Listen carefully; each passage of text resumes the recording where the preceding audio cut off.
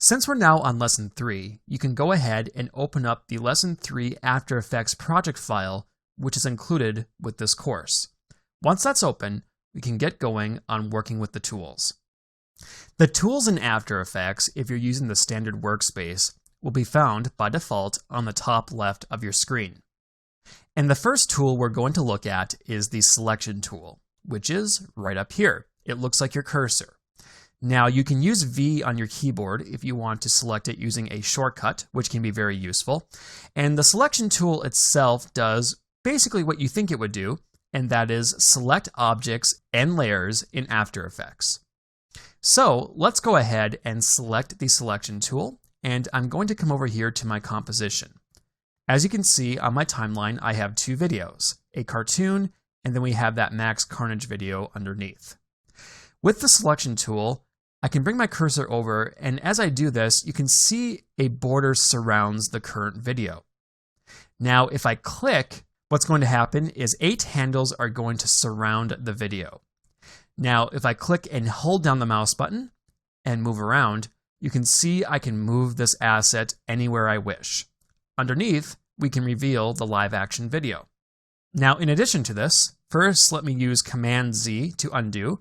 You can use Control Z if you're on Windows to undo as well, or go up to Edit and Undo. We can also, with the Selection tool, resize our assets. So I can take my cursor and place it right down here or on any of the 4 corners of the asset, click and drag, and as I do this, you can see I can resize the video, and I can stretch it in any direction I wish.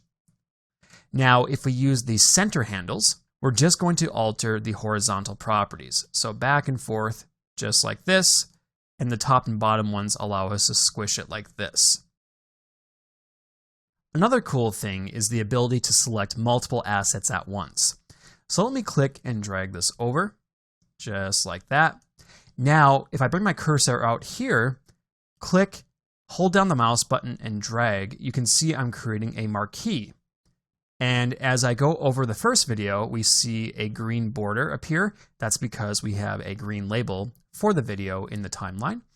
And if I go over here, I'm also selecting this video. So now if I release, you can see that both videos are highlighted, and you can tell this by the markers on the videos themselves and the fact that they're both highlighted on the timeline. So now I could click and drag and move both of these around at once if I wish. Now, of course, if you have multiple layers and you just want to alter one, this could be a bit problematic. That's why, let me just undo this really quick. If you come down here and lock layers, let's say the first one, you could now come in here and select everything without fear of selecting your top or bottom video, whichever one you decide to lock. In this case, I have both of them locked, so let me just unlock this one and do that again. You can see now I'm only highlighting the top video. The hand tool is very useful because it allows us to move our workspace. So let's say we're really zoomed in and we want to focus on a certain piece of footage. Well, with the hand tool, all we have to do is click and drag and then center that portion of the video on our screen. That way we can resume work. The hand tool is the second tool on the list, and it's located right here. You can also use the H key as a shortcut if you wish. So let's go ahead and click on that, and we still have our Lesson 3 project file open for this video. So with the hand tool, I can place it right here, and if I click and drag, you can see now I am moving the assets, but I'm actually not moving the assets themselves. It appears that way. What I'm doing is moving the workspace. So as an example, I can hit V to select my Selection tool and click and drag to move this video over, and I'll move this video as well. Now go back to the hand tool with H, click and drag, and you can see now that the canvas is moving along with our videos, so we can get a better view of the action should we need it. Now the hand tool is very useful, and you'll be using it a lot. So luckily, there's another shortcut to using this tool. Let me go ahead and just undo those 2 actions I did really quick. Now I'm going to select the Selection tool again. So let's say I'm moving some stuff around and I'm like, I want to focus on the video over here, but I don't want to select the hand tool and waste all that time. What you can do is hold down your space key on your keyboard. No matter which tool you're using, you can see now that the hand has become activated. When I release, it goes back to the tool I was previously using.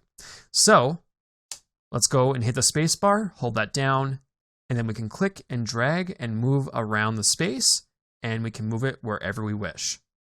So the hand tool is very useful, and you'll find that out as you begin to work with more complicated projects in After Effects. The zoom tool is incredibly important in After Effects. Basically, it allows us to zoom into certain portions of our footage and then make edits. So let's say I want to focus in on this character's eye right here. Well, I could use the zoom tool to zoom in and then make my changes. So the zoom tool is located on your toolbar. It's the third tool in the list. It's right here, and you can use Z as a shortcut to select it. Once selected, you can place your cursor on the screen, and you can see now we have a magnifying glass with a plus icon. This means we can zoom in. So if I click, we're going to zoom in, and I can keep clicking to zoom in further. You can see I can go really far in here if I wish. Now, let's say you want to zoom out. How would you do that? Well, that's easy. Hold down the Alt key on your keyboard. You can see now your magnifying glass changes to a minus sign. Now click, click, click, and you can see now we can zoom out. Another way to zoom in is to use the percentage on the bottom of your composition. You can see it's right here. Right now, we are at 25% magnification. So if I click this, I can choose from a variety of different magnification settings if I wish. I can go to 1.5. You can see it's going to be really small. I can come back here, and I could even choose to fit. So if I fit, it's going to fill the screen as much as possible. In this case, since we're working with a lower resolution for this tutorial, we can only go to about 30% to fill the entire composition window with our video. So as you can see, there are many different options to choose from. Now, one more thing you can do with zooming is use the wheel on your mouse. With any tool selected, let me just choose the selection tool. I'll come over here to my composition, and if I scroll up, I'm going to zoom out. You can see I'm at 1% right now. If I scroll down, I can zoom in and keep zooming in as far as I want. And then you can use a combination of tools. So once you're zoomed in, hold down the space bar and then move around until you find the area that you want to work on. So to wrap up, you'll be using the zoom tool quite a bit when it comes to working in After Effects. Luckily, you have different options when it comes to zooming to make your workflow easier. The rotation tool in After Effects allows you to rotate your assets on the workspace. So it works pretty much how you think it would, and if you're at all familiar with programs like Flash or Photoshop, there are similar tools that do similar things, and they of course create similar results. So with the Lesson 3 project file open, let's go ahead and go up to our tools. You can see the rotation tool is the fourth one in. It's located right here. So let's go ahead and click that. You can also use W on your keyboard if you want to select it with a shortcut. Now, placing your cursor over here, you can see when we bring our cursor to certain assets, they highlight just as they did with the selection tool. So what we can do, since the cartoon is on top, is click and hold down, and now we're going to alter the cartoon. Now, as we move to the left, you can see it's rotating that way, and as we move to the right, it rotates this way. And that's all there really is to it. You can't do much more with this tool. You can see if I place my cursor over here on the handle, it doesn't do anything different. So basically, if you want to rotate your assets in After Effects, you can do so with the rotation tool. The pan behind or anchor point tool allows you to set the anchor point on your asset. So basically, let's say if we take the rotation tool, which is the fourth one in, I'll just hit W on my keyboard to select it. I'm going to come over here to my asset. Now when I click, you can see in the center we have this point. This is our anchor point. If I rotate right now with the anchor point in the center, you can see what's going to happen is we rotate from the center. And by default, this is pretty useful when it comes to rotations. Let me just undo this with Command Z or Control Z if you're on Windows. Now, if we take the Pan Behind tool, which is right up here next to the camera, we can also use Y to select this if you wish, but I'll just click. We can now come over here, and if I click and drag, you can see I can move this anchor point. So as an example, let's move it right up here and release. Now, if I take the rotation tool, just by hitting W on the keyboard, and now I rotate, you can see we are rotating now from that point in the corner. It's not going from the center. So again, this can be useful if you're trying to create different animated effects, you have rotations occurring, and you don't want everything to rotate from the center. You want some variety, or you just need to have a different effect when you create a movement. The Pan Behind tool in After Effects can be useful for situations like this. In the previous lesson, we did look at the timeline. So in this video, I'm not going to go too in-depth with the timeline again. However, there is one thing I did forget to touch on in the previous lesson, and that is the ability to move and trim clips on your timeline. And don't worry, it's really easy to do. So first, you can see in our Lesson 3 project file, which you can open up if you want to follow along, we have 2 clips on the timeline. Now let's say, for whatever reason, I want my cartoon clip to start later on. I want it to start at the 2-second mark on my timeline. That way, the first video, which is underneath, can play first. Well, there's one of 2 ways I could do this. First, I could come down here to the timeline and go to that cartoon video and simply click on the clip itself and then hold down the mouse button and drag. You can see as I'm doing this, I'm changing the start point of the clip. So I could go up here to about 2 seconds. You can see it's lined up with 2 seconds. And now, if I were to play this out, you can see it plays out max, and then we go to the cartoon, since it starts at 2 seconds in. Now let me go ahead and undo this really quick, just like that. You can also trim clips up. So let's say you want this cartoon again to start at 2 seconds in, but you don't want the first 2 seconds of the cartoon to be displayed, because that's what we did before. We simply changed the position of the clip on the timeline. Well, you can also trim clips, and we could trim the first 2 seconds off. In order to do this, simply place your cursor at the end of the clip, right over here.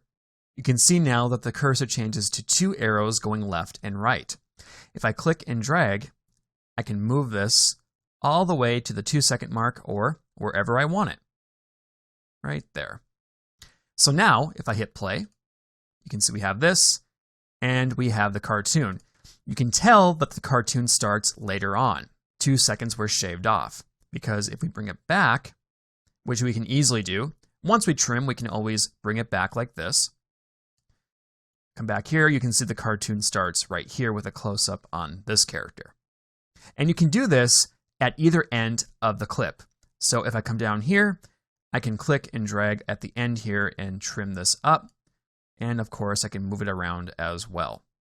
So that's how you move and trim clips on your timeline. It seems like a simple concept, but it becomes very important, especially when you start working with more complicated projects in After Effects.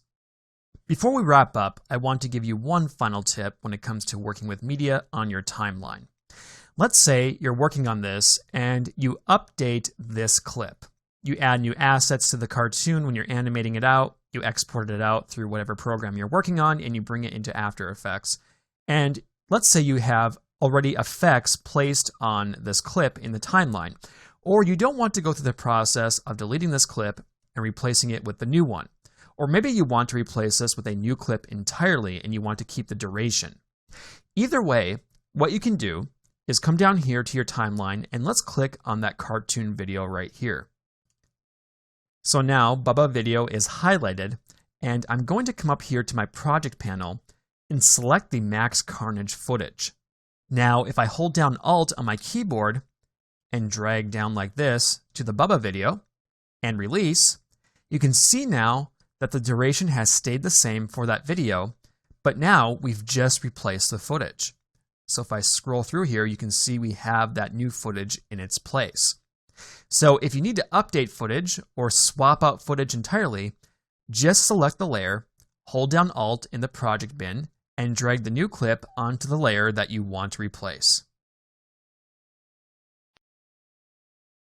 Parenting layers is incredibly important when working in After Effects, and you'll discover this as you start working with more and more projects. So first, what is parenting and why would you want to do it? Basically, you can group layers together so that one layer is your main layer while the other layers are following it. And again, this has several different uses, especially when you get into tracking and you want to create null layers, which of course we'll discuss in the next fundamentals course. Let me show you a basic example of this, as I think it will make it more clear. So first, I'm going to take my selection tool, and I can hit V on the keyboard to select that. And I'm simply going to come over here and just offset this video so we can see the other one underneath. So I'll click and drag and move this so that we can still see it, but we can also see the footage behind it. Now on your timeline, you're going to see a parent section. Now it might look a little bit different depending on what you have displayed. If we come down here and click on this icon, you can see it looks like this. If I click here, it looks like that. So however you have it, it should still be displayed. What we're going to do first is click on the Bubba Video Parent drop-down menu and choose Max Carnage Video. So now, the Max Carnage video has a child, or in other words, the Bubba video has a parent. Basically, whenever we do something to the Max Carnage video, the Bubba video will follow. So if I click on that layer, and then take my selection tool, click and drag, you can see now as I move this clip only, the cartoon is following along with it, because this clip is acting as the parent. So as you can see, I can move this around and the cartoon follows. Now, if I were to come down here and click on the cartoon video and just move this one around, you can see that it's independent because it's a child and this one isn't following this one. So as you can see, it's not a two-way street. One's the parent, one's the child. Now at any time, if you want to disable this, just come back down here to your parent menu and choose none. So now, if I click on this video and move it around, you can see they are no longer linked. One other way to parent layers is to use the pick whip. You can see it's right down here. It's this little icon right here, and it's kind of fun. So let's take that video again, the cartoon video, and we're going to parent it to the Max Carnage video. All you have to do when you use the pick whip is click and drag, and you can see now we have a line going like this. If I place it on the Max Carnage video and release, you can see now we have a new parent for the cartoon video. Using the pick whip is useful if you have a lot of layers and you don't want to go into the drop-down menu and try to find the layer that you want to parent. If you can see it on your layers panel, it might be easier just to use the pick whip and join the two clips together.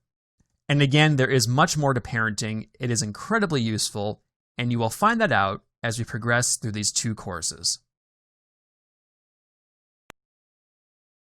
There will probably come a time when you're working in After Effects where you will want to create a precomp. So what is a precomp? Well, basically, a precomp allows you to take numerous assets and group them together into a subcomp, so to speak. That way, in your new precomp, you can focus in on just those assets, apply effects to that comp, and work with your assets as if they were a group. So really, it makes organization a whole lot easier. So let's go ahead and open up our Lesson 3 project file. Now, in your project bin, you're going to find a Lesson 3-8 folder. So let's go ahead and open this up, and you're going to find 4 video files and a composition. We're going to use this composition for this lesson. So let's go ahead and just double click on that composition to open it up. So now you're going to see we have a character on screen, and it's actually a video clip. So if we just play this out, we can just go like this, you can see that his mouth is moving and there's different things going on in the background, and eventually he fires the gun. Now, I'm using an animation for this particular video. However, just keep in mind, you can use Precomps for anything. Video, images, whatever assets you're working with, you can create a Precomp for them. And these are actually just video files animated out in another program. So, as you can see on the timeline, I have different layers. I have 4 layers making up the entire scene. So if I come in here, I can hide the background. You can see what that looks like. I can hide the character. I can hide the arm and the gun. So basically, we have different clips creating this whole scene. And we might do this if we want to create different effects for these assets. It just depends on how you're approaching it. But let's say we want to combine all of the character assets into one. We want to create a pre-comp. That way we can work on separate effects for the character itself in an easier manner. Well, first, let's come down here to our timeline. I'm going to highlight all of the layers pertaining to the character. So that's the character and up. We're going to leave the background as is. So I'll click on the character layer, hold in Shift, and then click on the gun layer. So now I can right click and go all the way down to Precompose. So now we need to name this new precomposition. Well, I'll just name it Character with Gun. And there's some options here as well. The only one we can check right now is move all attributes into the new composition. So this option will place the currently selected layers together into a new composition. So that's what we want. We could select the other option, but since we have more than one layer selected, it is disabled. So this will work for us. We can also adjust the composition duration to the time span of the selected layers, which is useful because all these layers are the same duration, so it only makes sense that we want the pre-comp to be the same duration. So let's go ahead and click that, and then we can click OK. So now, as you can see, we have the character with gun composition in our Lesson 3-8 folder. I can come up here and just expand this out, and you can see it's right there. So now, if you look on the timeline, all of our layers have been put into that pre-comp. So that means we can no longer go in and work with the gun or the arm or the character's body separately, unless if we go into that new pre-composition. So if I double click on the character with gun composition, we are now in that new composition, and you can see our layers are right there. So what's useful about this now is we can go into this pre-composition at any time and adjust things as we need them. We can also go back here to the Lesson 3-8 comp, and we could apply effects and other attributes to this composition, which would then affect all the layers inside of it.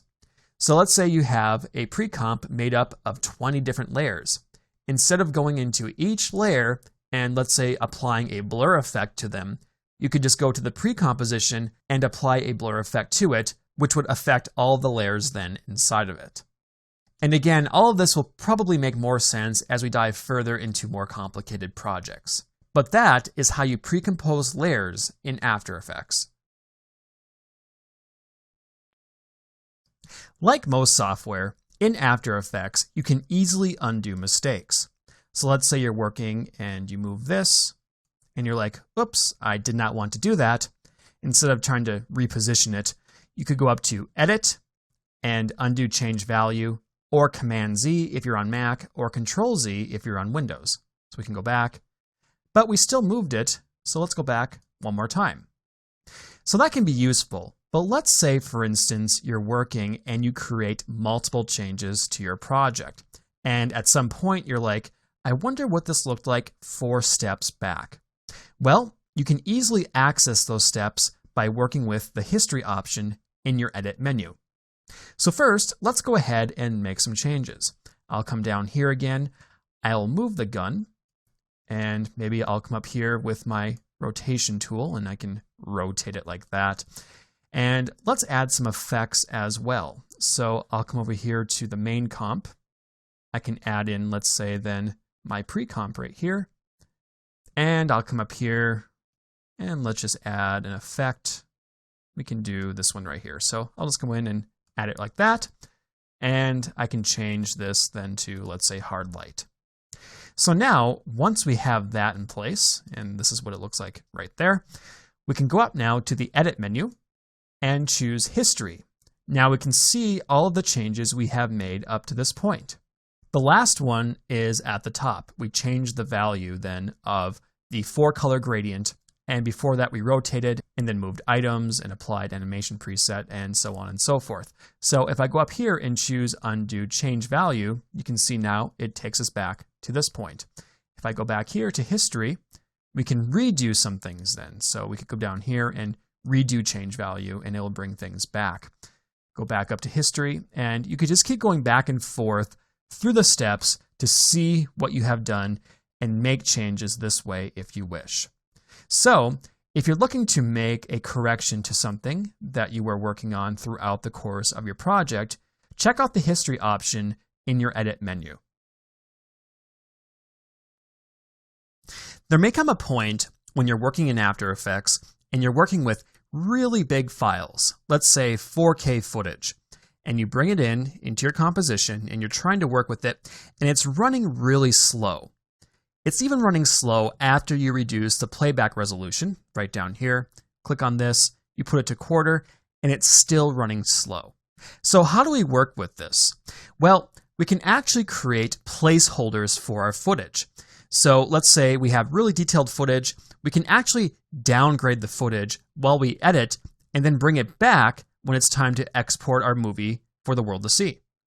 So in order to do this, I have my Lesson 3 project file open, and I actually brought in a Lesson 9 project file right into the bin. So we can see right here we have some blue screening going on, and we have me in shot. And it's a pretty big file. It's not huge, but you can see right here it's 872 meg. And let's pretend for a moment that we're having a hard time playing this out. Let me bring it up here to full and see what it does. It's a little bit choppy here and there. So it would be nice if we could play this out a bit smoother. So we can create what is called a proxy. And this again essentially creates a placeholder for our footage. Let's go over here to the project bin, and I'm going to right click on my blue screen clip, come down here to create proxy, and choose movie. Now we have what is called the render queue appear on the bottom of the After Effects window, and we'll be looking at the render queue more in detail in a later chapter. But for right now, we want to focus in on the draft settings, which are right down here. So we can click on draft settings and we can really adjust the quality here of the video. We could come down here and let's just say we want to reduce the quality to, let's say, 1/3. So now that's going to be the resolution of the video file. We could also reduce the frame rate. So I can come down here. Maybe I change this to 15. Now, you might not want to do that if you are, let's say, doing something that requires frame-by-frame animation. However, let's say you want to apply some simple filters. In that case, this would work. So I hit Enter to save my settings, and I'm good to go. And I'm simply going to place my cursor down here and click Render. Now, where is this file going to go? Well, you can always check the Output To window right here. So in this case, I'm going to save it in the Lesson 3 folder, and I'll name it Blue Screen Bad Proxy and hit Save. So now let's go ahead and render this out. Okay, so now our proxy has been rendered out. We can now come up here and just close this panel because we're done with it. And we can pop back here now to our composition. You can see here where our clip is in the project panel, we have a square next to it. Now watch closely. When I click this, it changes the file size. See here, it's 872 meg. Let me click on this just so we can see this, and I'll blow it up a bit more. So it's 872 meg. Now watch up here, because we have the original file and then the proxy. When I click this on, the file size changes. Not only that, you can see the resolution is changing here as well. If I bounce back and forth, you can kind of see how it looks. Now, we might have to zoom in for this, so let me go to 100%. and we can see it looks pretty blurry. But when I put it back here, you can see it's more clear. So we're going from a low resolution image to a high resolution image.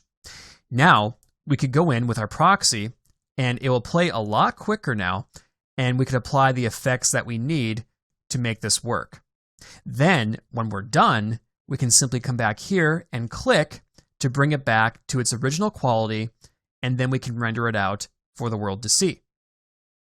Now there's other ways you can set proxies as well. I could right-click on a video and come down here to Set Proxy. So let's say you created a proxy in Advanced. Maybe you went into Encoder and you made your own proxy. You went in and assigned a codec that you like, and you really got the file size down and it's a really lightweight file. Well, after you do that, and if you know the location, you can just set the proxy and then you can browse for the file on your computer. So it's actually pretty easy to do. So if you're having issues with playback in After Effects and you want to reduce the size of the files that are constantly playing in the composition window, you can solve this problem by creating a proxy.